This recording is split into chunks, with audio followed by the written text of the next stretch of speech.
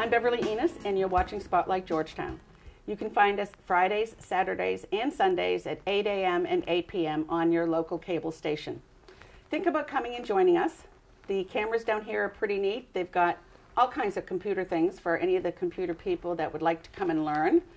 It's an interesting place to come and play, shall we say. Now, today we're talking to, Ben Kim, and he's a physical therapist at WhittierRehab, which is in Bradford or Haverhill, Massachusetts. And I recently spent a couple of weeks there, and he was my therapist, so he got to know me probably too well and what I can do and what I cannot do. So welcome. It's nice Hi. to have you here. That's great to be here. Now, physical therapy.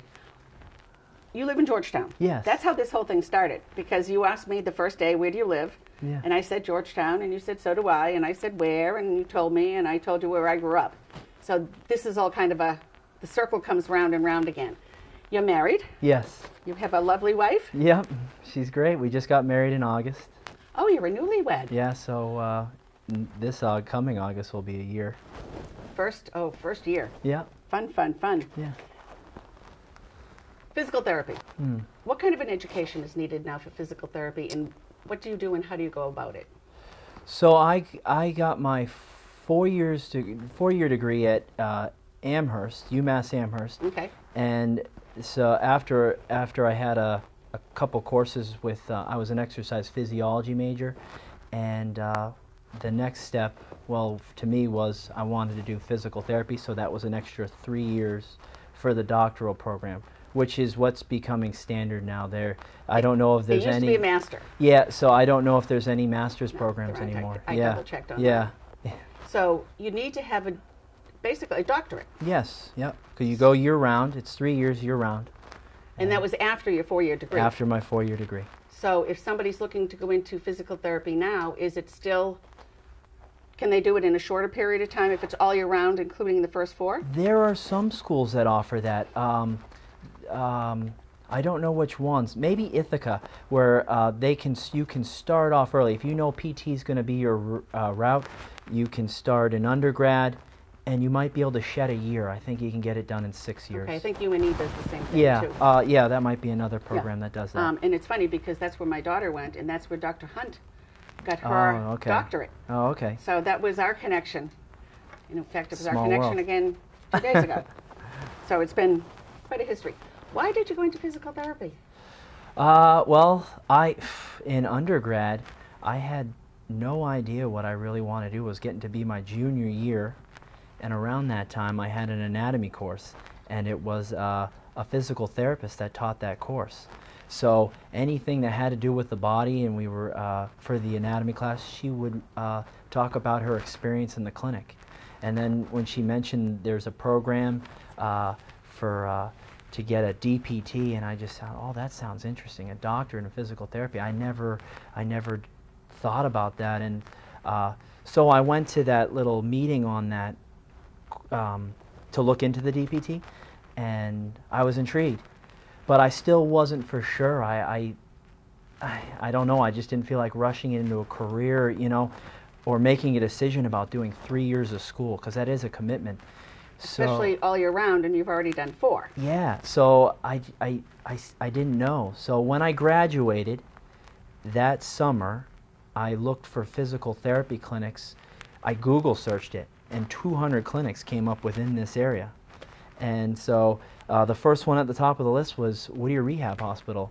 So I may have wrote down 10 names, and I called WhittierRehab Hospital, and they called me back right away. And I became a rehab aide for them. And that whole thing, working with the physical therapist there, I knew right then and there that's what I needed to do. So I did that for 3 years. So I knew for sure. And in the meantime, I was applying to schools. And UMass Lowell was a school that was held in high regards, especially at Whittier. We had a lot of graduates from there. And I just saw them. They were great. So I knew I had to go there. So I put all my eggs in one basket, and I didn't apply to any other school. So yeah, but I was always in talks with the people there. So if I had any suggestions for anybody that was going to go into PT school, is go to the school that you're planning on going to and talk with the people that are the chairs of those programs, and just so they can put a name or a face to the name when they're looking at it on paper. That was huge. Yeah. Huge. And that's still for any program probably. They're looking at like resumes and how they're a GPA. There's no face. It's just like a number. You need to go in there and say, let them know how serious you are about it. And that's how I got in. And so that's how you got into school. Yeah. And then you went back to WhittierRehab to work. Yeah, and I never thought I was going to do it either. But when I graduated, I knew I wanted specific things. I wanted to be able to stay working in inpatient, and I wanted to also work in outpatient because I fell in love with that on my clinicals when I was in school. They send you out and you do these internships. And so I went back to Whittier and I said, I knew they had both. So I said, hey, Lori, who's our manager there, I know her well because I was her first hire when I was a rehab aide. She had just come into the management position. So I went back to her and I just said, you know, can I do both for you guys, and can we set these hours? And they were absolutely perfect with all that, and that's how it came to be. Because Ben was my inpatient physical therapist first, and then when it was time for me to do the outpatient, once I left there, I try and set up all my appointments with Ben. We could keep the team together. And right. Plus, by then, you knew what I could do. Yeah. And you knew what I couldn't do.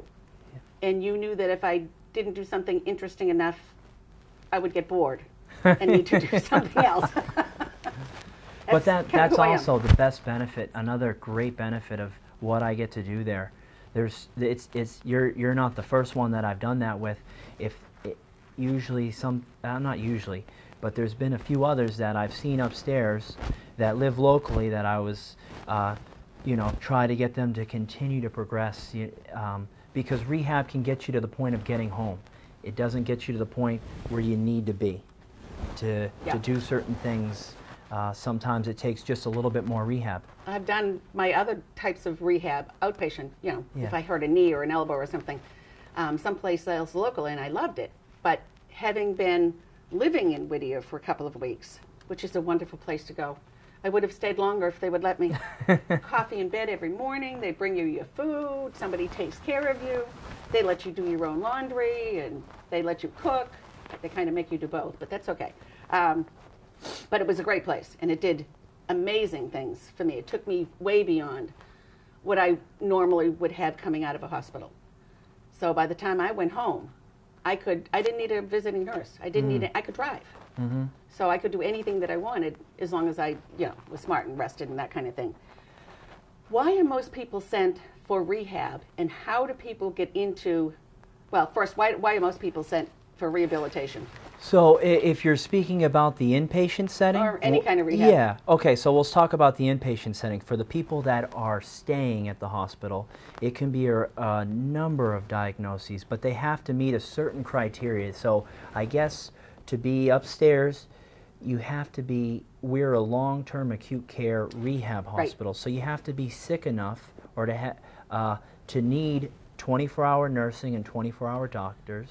And I was told that it's acute care, but it's also chronic care, and normally you have to have at least 2 or 3 different things. Yes, and so that's what, it can be cardiac-related stuff, lung disease, pulmonary. We do a lot of neuro stuff, stroke and traumatic brain injury, spinal cord injury in some rare cases. So it's really a wide variety, but to be in our inpatient hospital, it requires you to be to have multiple diagnoses, and they're all pretty chronic and acute. Yeah, so we are compared to a nursing home type rehab. Yeah, so our average stay can anywhere be up to a month, which means that a month of rehab means that person was pretty needing a lot of rehab. They were pretty sick. Yeah. That's what they told me to expect when the person came to interview me. I had to be interviewed even to get in there. Yeah, so we send out all these people that... And then I had to actually get stronger before I could even go into WhittierRehab, which is different than most. So they kept me for an extra couple of days at the hospital. Then I went into Whittier. And when you get there, everybody gets a wheelchair and a walker. Mm-hmm. Now, the very first evaluation day, he makes me do things like stand on one foot for 15 seconds, stand on the other foot for 15, stand on both feet together and your eyes closed, which is a lot harder than you think it is. And people should try that at home, because make sure you have something nearby to hold on to just in case. And then he took my walker away. Yeah. First time. I use that was a specific balance test to see how you would do, and I could tell right off the bat from when I first met you and getting you up and watching you move that you were pretty mobile. So I want to do a balance test just to see where you scored, which is called the Berg balance test, and that way I could know whether or not if it was the right move to take away a walker or to work with that. So I let that be my guide. Which worked out well, because I got to have what they called a driver's license. I got to have a pass that I had to wear, so I could walk all over the place. But before that, I had to ring for a nurse and have the nurse come and get me and take me wherever. And one of the very first days I was there, I said, please get me out of this room. Well, that has a lot to do with our population. There's a lot of, like I said, a lot of sick people, and in order for their safety, it takes a doctor's order in order for them to be able to be up and walking. And so for a lot of the folks in our hospital, they shouldn't be up and walking on their own. Okay. You could. You had a good. You had good balance. There's people that years of walking before that. And so it is. It when people are on the cusp, it gets to be a challenge. You know, whether or not if their balance is good enough that they can walk on their own. Because we want to move. Yeah. Oh, and we want you to move too. That's a big part of being there. Yeah. If you're not ready. Because it would be so nice if everybody could get up and walk and. I get to make my own coffee. Yeah, see, so you were a very specific case, and that was nice. That was nice. Now, how many units are in? Upstairs is a 60-bed facility, so we can take 60 patients upstairs. And each room has basically, most of them have 2 beds. Yes, there's a few private rooms. I want to say maybe 10 to 15 private rooms. But they're huge rooms. Yes, yeah. We just got done moving. That is another reason why I came to Whittier, is because of the new building. Yeah, it's a brand new building. Immaculate. Yeah. Very nice. And, very fancy. Yeah.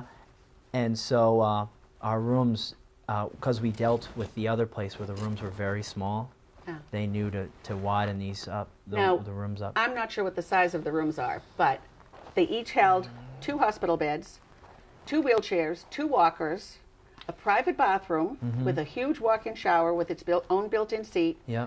Bureaus, televisions. I mean, these are good-sized rooms, much bigger than I've ever seen. I remember my dad came in, he's looking around like, wow, this is very nice. This is much nicer and much bigger than what most people expect. And with the private bath for 2 people, which is really very nice. Yeah.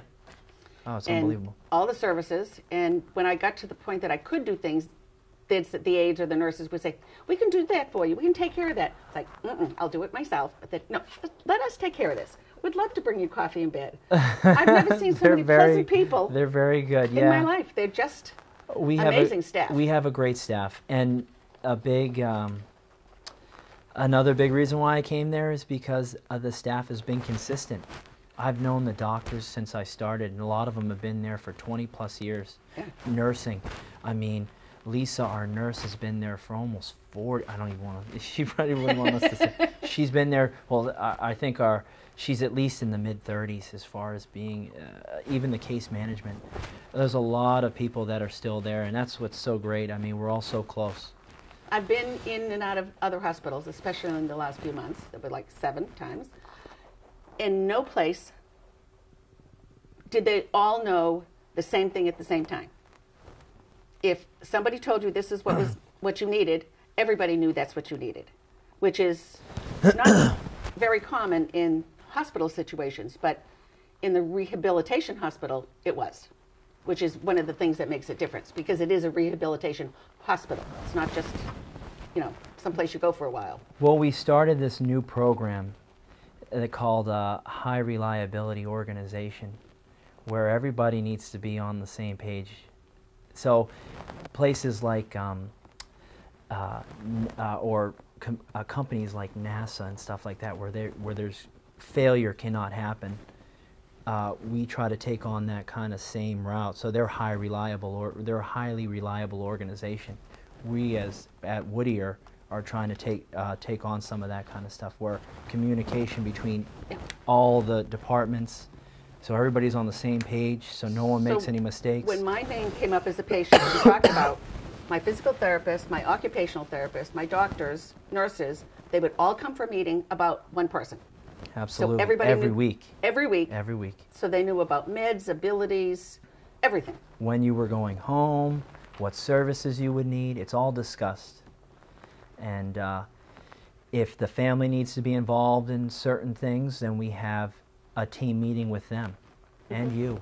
If anything, I say crazy or that we want to plan for, so that everybody's on the same page, we make sure that that's all taken care of. Now, my occupational therapist was Lacey, and you and Lacey worked closely together with. Yeah. And I got to see an hour with one person and an hour with the other every single day.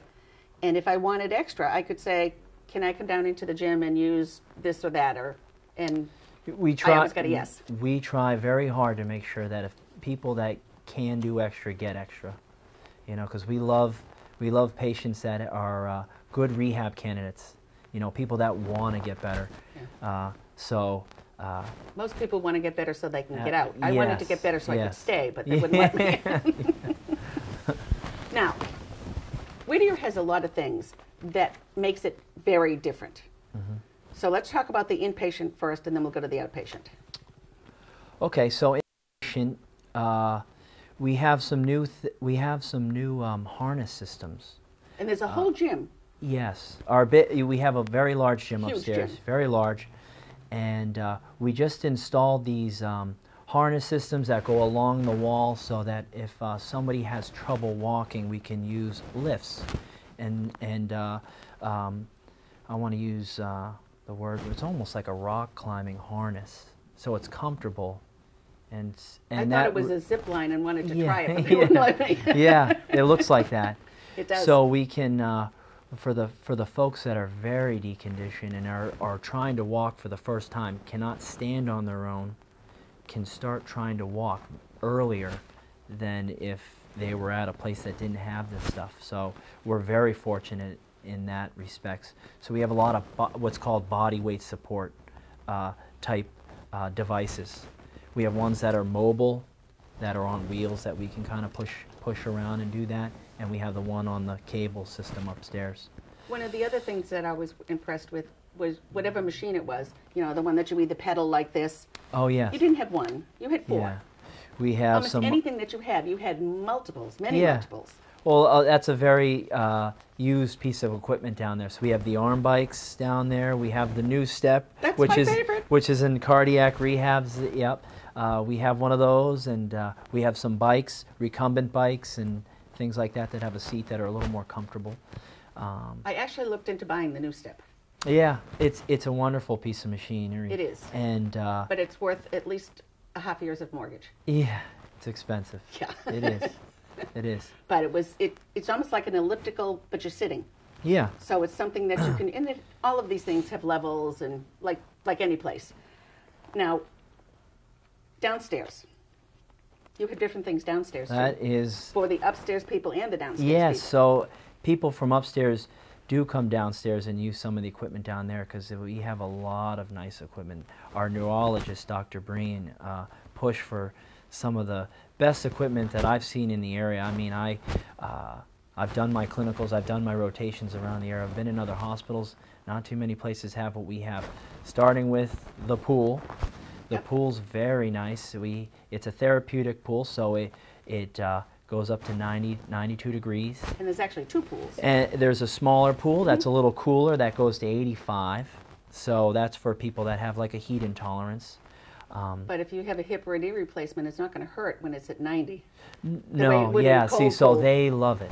Yeah. And so we do get some people that want to come to Whittier for their knee, hip, and they want to start walking in the water because it's a little more comfortable. You can stretch in the water with that heat. The tissue stretches easier.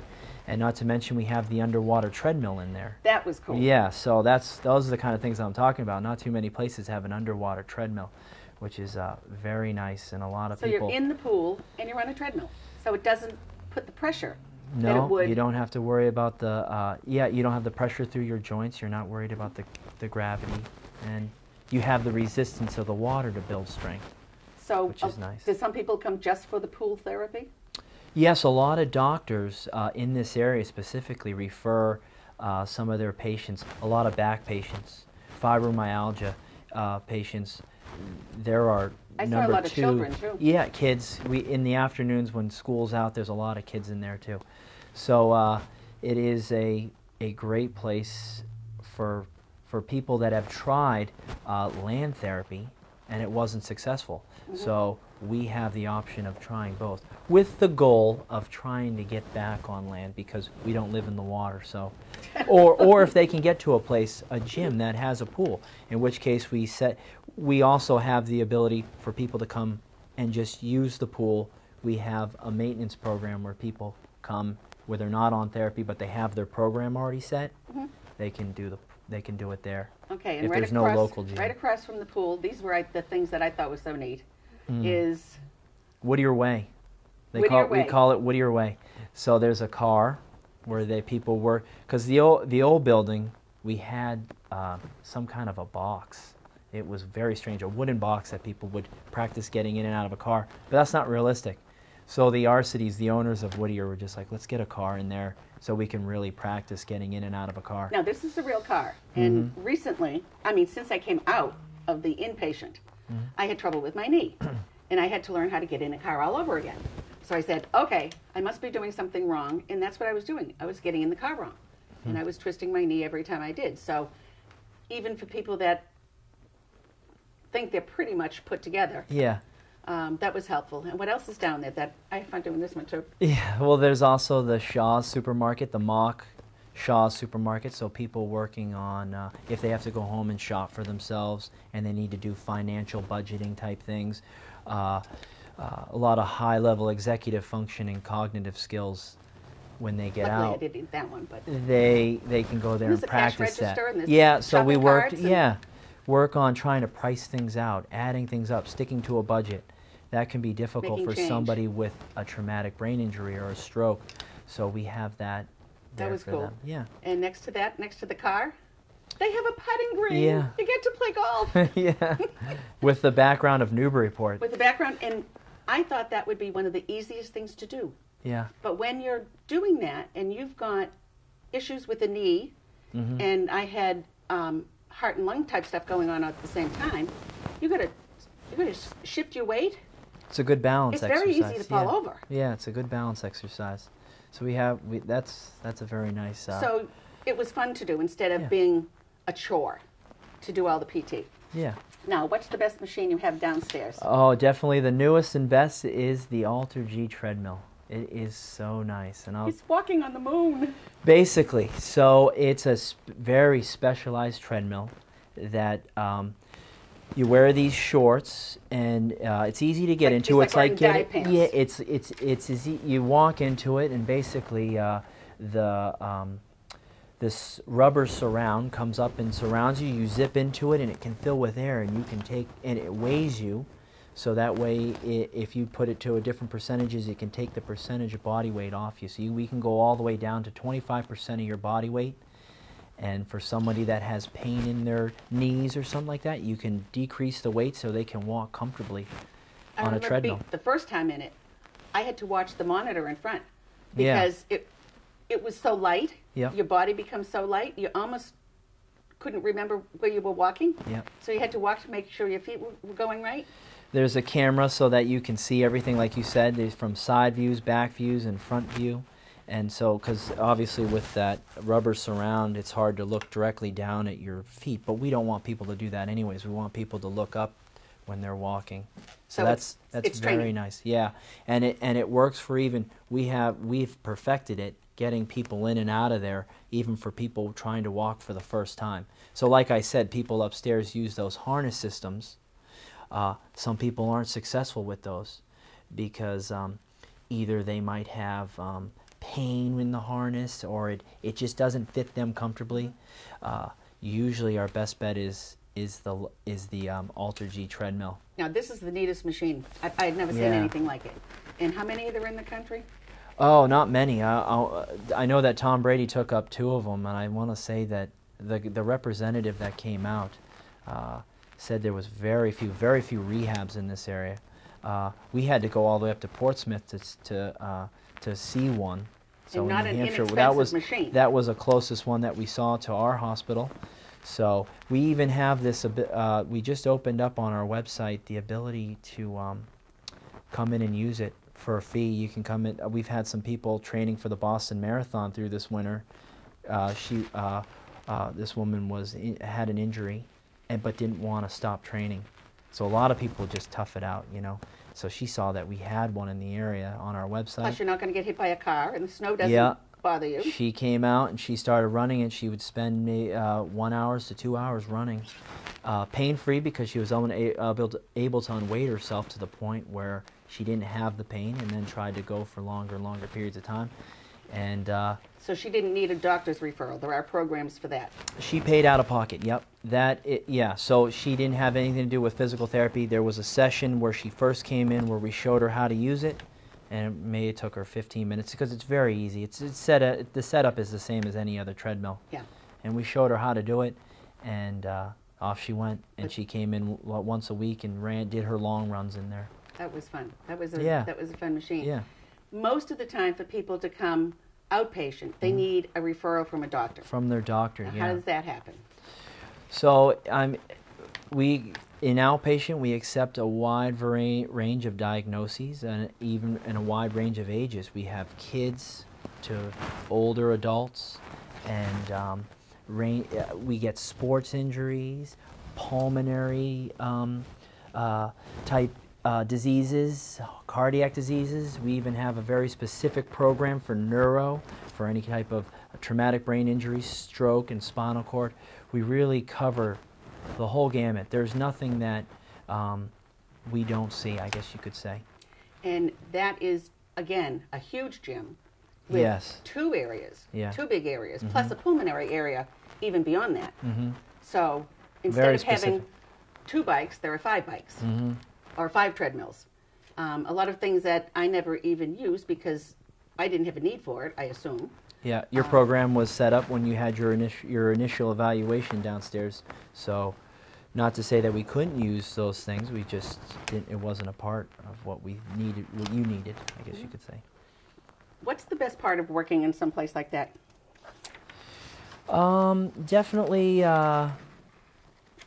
Well, for me, is the difference seeing I could be working upstairs with a vent patient, somebody on a breathing machine, and then go downstairs and see a young kid. So I have I have to be very versatile, but it's challenging to me, and that's what I love about it, is I'm not stuck doing one thing. I get to see a whole number of diagnoses, age ranges, sports injuries. So, yeah, that's the best part. And we have a great therapy staff, especially in our physical therapy staff. I want to say I did one lunch. I wanted to see how much experience we had, and our average length was 15 years. Our PTs, because we had some therapists that were into their 40th year of physical therapy, high 20s at least for the majority of them, and then there were some of the newer grads, and the kids like you. Yeah. So we always have mentorship too. That's what I'm trying to say. So we always have education from the people that have been doing it for some time. And how many physical therapists are there? I mean, there's. Oh, upstairs there could be physical therapy or just therapy in general.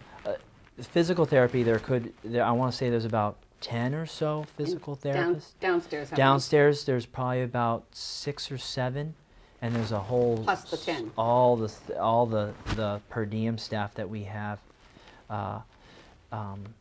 The people that used to work full time for us, and then they went on and had some kids, but they still come back, and so there's got to be 10 or 15 of those people.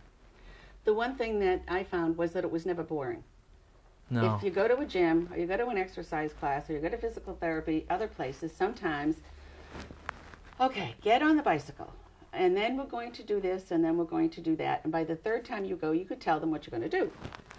I never knew what was coming next, Yeah. which I liked, because I did a lot of the same things, but not necessarily in the same order, or one day I would do this part of it, and another day I'd do that part of it.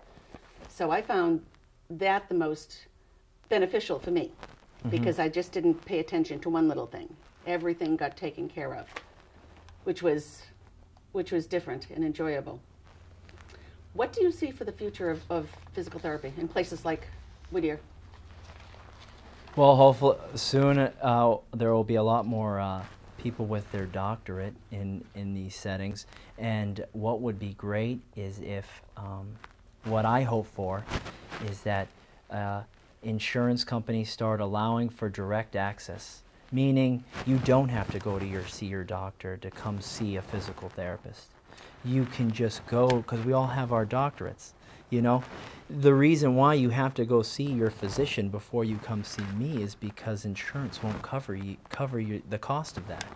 So if insurance is recognized that we are a practitioner of choice, that you can come get it evaluated by me. Now, if I thought that you weren't appropriate for PT, then I would say go see your PCP. But what gets lost here is that people have to go see their physicians first, then see me. Time goes by. Yeah. And time is, well, you could say money, meaning you could be getting better sooner if you were seen first. And sometimes the insurance companies just are difficult to work with. In certain states they do allow that. Really? Direct access is allowed in Massachusetts. The insurance companies haven't followed it yet.